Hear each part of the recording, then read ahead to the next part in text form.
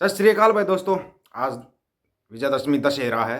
सबसे पहले तो दशहरे की सभी को बहुत बहुत शुभकामनाएं, हार्दिक बधाई। वो इसलिए क्योंकि बहुत से लोगों की ना भावना बेनाहत हो जाती है जिसके हम जिम्मेवार नहीं हैं।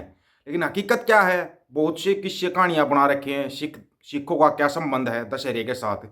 बहुत लोग दशहरे का इतिहास भी जानना चाहते थे। सबको पता है दशहरे का जो इतिहास, किस्से कहानियां इतने बना रखे हैं कि लोग उन कहानियों में उलझ कर रह जाएंगे।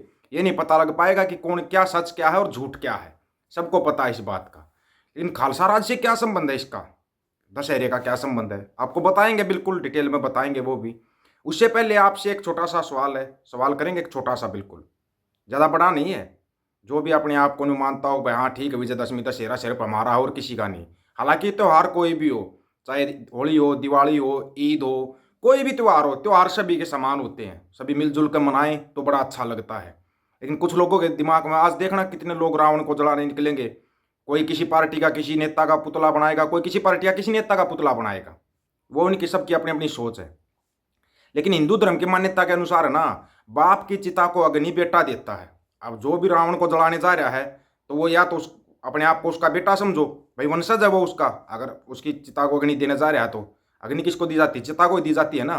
अगर आप रावण को जला रहे हो तो आप रावण के वंशज हो। रावण के वंशज हो तो फिर रावण को जला क्यों रहे हो। छोट सवाल बिल्कुल सीधा और साफ है। रावण को जला रहे हो तो वो आपका बाप है, आप उसके वंशज हो।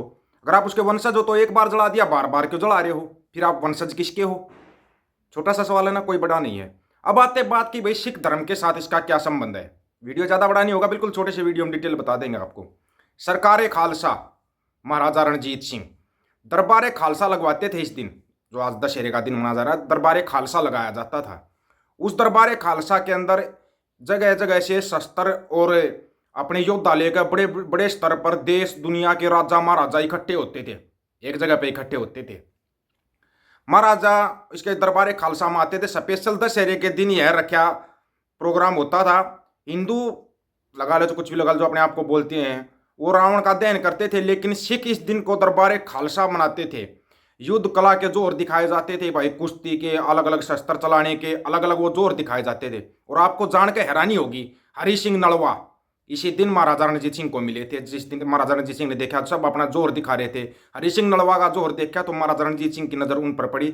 महाराजा रणजीत सिंह अपनी राजगद्दी पर बैठते थे और कंधे के ऊपर कोहिनूर हीरा होता था। कोहिनूर हीरा याद आया कुछ। वो बैठे थे, उन्होंने देखा, जब देखा हरि सिंह नलवा जी को देखा तो देखा वो बहुत ताकत है, बहुत बलवान है, उनको अपना चयन। उसके बाद जर्नैल हरि सिंह नलवा का क्या इतिहास रहा है ये तो किसी को बताने की जरूरत नहीं है। अफगानिस्तान में भी माएँ बोलती थी सो जा बेटा नहीं तो हरिया आ जाएगा। हरि सिंह नलवा क्या अहमियत रखते हैं वो आपने ताज़ा उदाहरण आपने देखा है। अमेरिका के अंदर भी टी शर्टों के ऊपर फुटबॉल टीम ने टी शर्ट के ऊपर हरि सिंह नलवा जी का फोटो लगाया है। उस इसी दिन मिले थे हरि सिंह नलवा महाराजा रणजीत सिंह को। इसलिए तो और सबको मिल कर मनाना चाहिए, आपको बता देते हैं। अपने कंधे कोई नहीं, महाराजा का रोब बहुत ज़्यादा था और इस दिन वह खेल करवाते थे। दरबारे खालसा में परेड होती थी और इसी परेड में आपको पता है हरि सिंह नलवा जी महाराजा रणजीत सिंह जी को मिले थे। अपनी फौज में भर्ती के बाद में वह किस मुकाम पर थे। दशहरे का सिख धर्म से तो ये संबंध है भाई, दशहरे का संबंध बनाते ना सिख धर्म से, तो ये संबंध है। इस दिन महाराजा रणजीत सिंह शस्त्र पूजा क्यों करवाते हो फिर आज के दिन। शस्त्र पूजा इसलिए होती है क्योंकि महाराजा रणजीत सिंह करवाते थे। वो सिर्फ महाराजा रणजीत सिंह करवाते थे। जो शस्त्र पूजा आप रखते हो ना कि दशहरे वाले दिन शस्त्र पूजा करेंगे, वो शस्त्र पूजा महाराजा रणजीत सिंह का चलाया हुआ चलन है। नहीं तो आप उठाओ और इतिहास में बताओ कहाँ शस्त्र पूजा होती थी, आप बताओ। यानी रामायण से बताओ, किसी भी ग्रंथ से बताओ नहीं होती थी। लेकिन महाराजा रणजीत सिंह ने चलन चलाया था शस्त्रों की पूजा करना, अपनी सेना तैयार करना, सेना के पराक्रम के जोहर दिखाना, भाई सेना को बलवान मजबूत कैसा किया जाए। आपको पता है महाराजा रणजीत सिंह की जो खालसा सेना थी, वो खालसा सेना एशिया की दूसरी सबसे मजबूत सेना थी। अंग्रेज इसलिए घबराते थे क्योंकि उस समय पर खालसा सेना थी महाराजा रणजीत सिंह के पास। उस खालसा सेना से अंग्रेज भी घबराते थे। नदी के उस पार खड़े होकर पूछते थे कि महाराजा से आए क्या। और हाँ, उस खालसा सेना के अंदर ये मत समझना सिर्फ खालसा थे, हिंदू भी थे, मुसलमान भी थे, विदेशों से आए हुए एनआरआई भी थे खालसा सेना के अंदर। इतिहास उठाओ और आप देखो, तब आपको पता लगेगा कौन सी थी वो खालसा सेना, क्या सा था वो खालसा राज। ये है खालसा राज का संबंध दशहरे के दिन का। उसके बाद तो आपने गुरुओं के साथ भी अलग अलग कहानियां किस्से बना रखे हैं। वो किस्से कहानियां हैं और कुछ नहीं, इससे सिवाय कुछ नहीं है। दशहरे से संबंध सिर्फ इतना है सिखों का। इससे आगे और संबंध आप कितना बनाते हो, हाँ इसमें कितना सच है कितना झूठ है, आप कमेंट करके अपनी राय जरूर रखना। आपकी राय बहुत अहमियत रखती है क्योंकि लोग है ना किस्से कहानियां बनाते, इतिहास को मितिहास बनाने में ज़्यादा समय नहीं लगाते। 3% 3% लोग हैं जिनको चन्नू मन्नू बोलते हैं, वो चन्नू मन्नू पूरे उसका इतिहास का मितिहास बनाकर अपने अनुसार डाल लेते हैं और वही किताबों में पढ़ाया जाता है, वही बच्चों को सिखाया जाता है। आपको पता है बचपन से इनको तैयार किया जाता है, ऐसे नहीं होते, तैयार किया जाता है। हर धर्म के लिए अलग अलग बंदे को तैयार किया जाता है, अगर आपको ना पता हो तो वो बचपन से तैयार किया जाता है।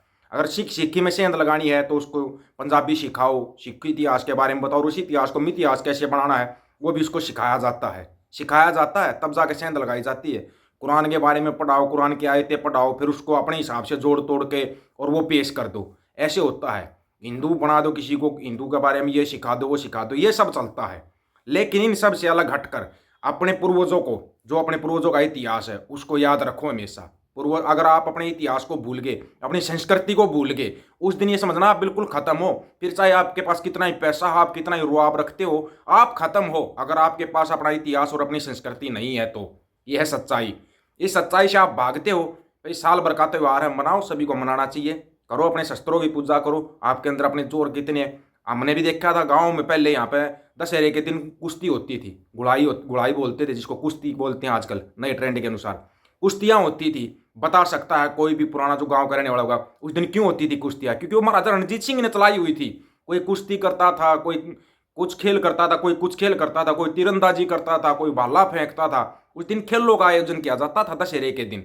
लेकिन आजकल लोगों ने इसको एक बाजारवाद का रूप दे दिया है, बाजारवाद का रूप दे दिया दशहरे को। मिठाइयाँ खरीदो, दूसरों के घर पहुंचाओ, ये कौन सा चलन चला दिया भाई?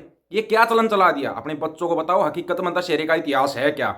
दशहरे के इतिहास को मितिहास बनाया जा रहा है और आगे बच्चों को यही मितिहास पढ़ाया जाएगा, इसी मितिहास के बारे में बताया जाएगा। इतिहास तो खत्म हो चुका होगा किताबों से, हर जगह से। इसलिए बोला था कि आपको इतिहास के बारे में बताएंगे, वर्तमान के बारे में बताए दे, इसलिए यूट्यूब के ऊपर चैनल बनाया था भाई। ये चैनल इसलिए बना रखा है यूट्यूब के ऊपर, ये नहीं कि सिर्फ आपको एक जो हो रहा है उसके बारे में या जो होने वाला उसके, नहीं, हर एक चीज़ बतानी बहुत जरूरी है। नहीं तो बच्चे पता नहीं किस दिशा में चले जाएंगे।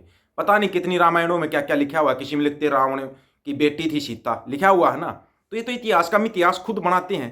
हकीकत में इतिहास क्या, राम के वंशज थाईलैंड के अंदर हैं, फिर भारत में उनका क्या है? भारत में उनका क्या है? रामायण में कहीं पर भी आपको ऊँट दिखाई दिया हो तो बताओ।